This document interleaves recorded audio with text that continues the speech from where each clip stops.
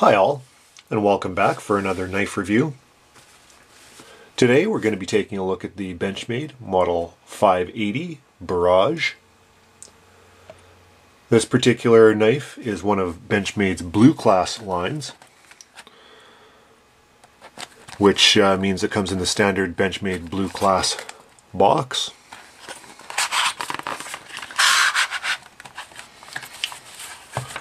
Inside, you'll find the standard black Benchmade bag, which also doubles as a knife cleaning cloth. And there you have the knife. A few specifications to begin with. The closed length of this particular knife is 4 3/4 inches. The blade length is 3.6 inch.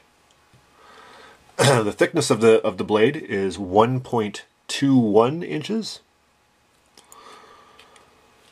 The blade material is 154 cm steel, which is a premium quality steel in my opinion. They say it's heat treated to a 58 to 61 HRC. Drop point blade style. This knife features ambidextrous thumb studs. It is set up for a tip-up carry with the pocket clip, which is, I believe they call this the arrow style clip. It's got a black coating on it. This pocket clip is reversible. However, there's no provision for tip down carry. The mechanism is the axis lock, the axis assisted lock, which means the blade deploys after about 25%. It just kicks out. This particular knife is probably one of my fastest deploying assisted knives. It definitely deploys with authority. So overall, the knife is 8.35 inches. The blade is a Warren Osborne design, as is indicated on the side of the blade.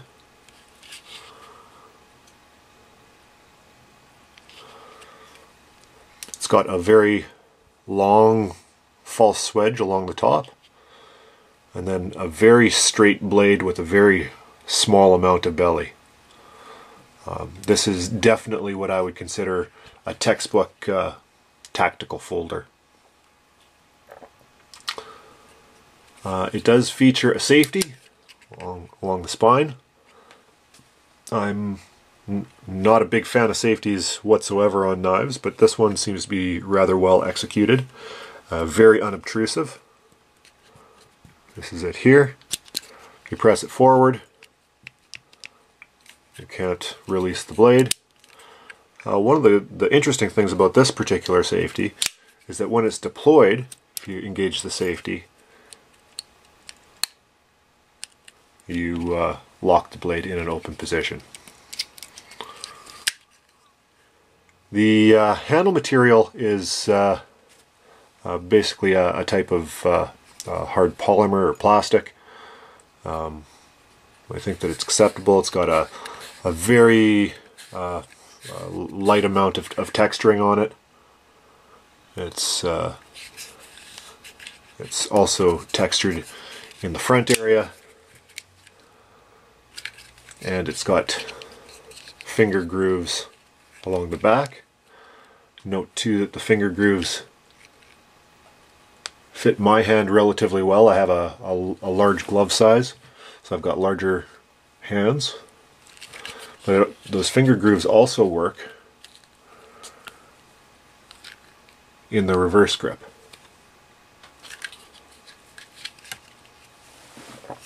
The axis lock is touted as being one of the stronger locks available, and I would concur with that. Basically the way that it works is that there's a bar that goes from one side to the other, and it drops, or is pushed by a coil spring over top of the blade when it's fully extended.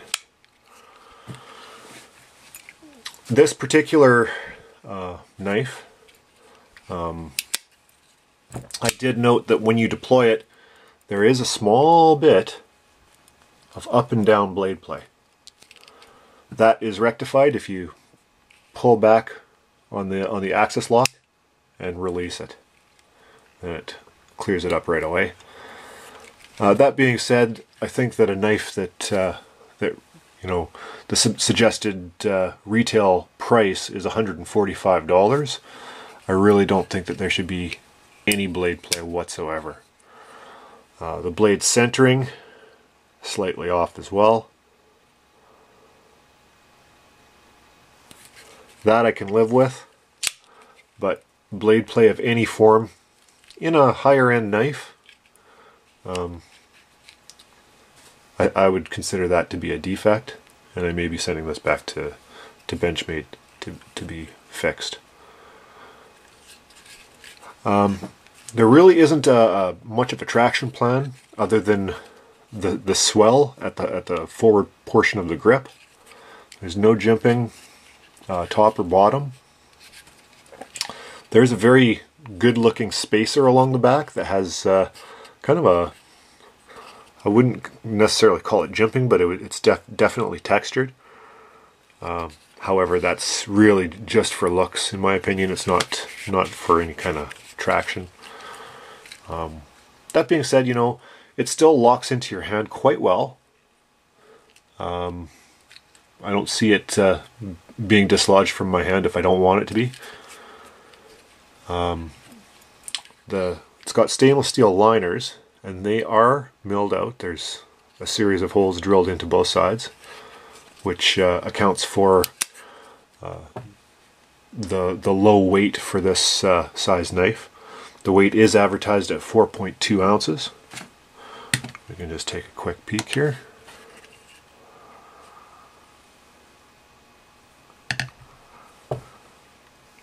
And as always, the weight is underrated. 4.36 ounces, which still for this size of knife is very reasonable, very acceptable in my opinion.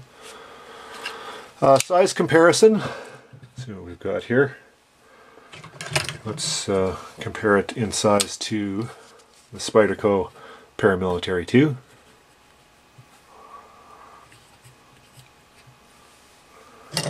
Here's the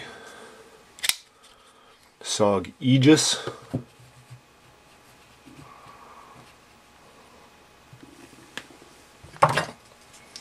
And the Ontario Rat 1. It's definitely in the same class as all of these knives, which I would consider to be a large tactical folder.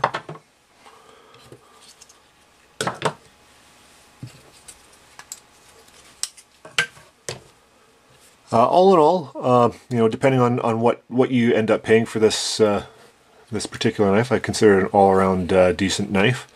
Aside from the blade play, again, I think that that's probably just a defect in this particular knife.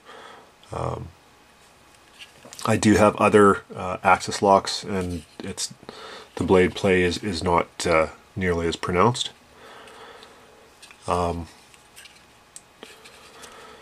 As far as the assist, I think that if I had it my way, with the axis lock in particular, I would prefer it not to be assisted, just because the axis lock on non-assisted axis locks, such as a mini Griptilian, makes it a lot easier to close with one hand.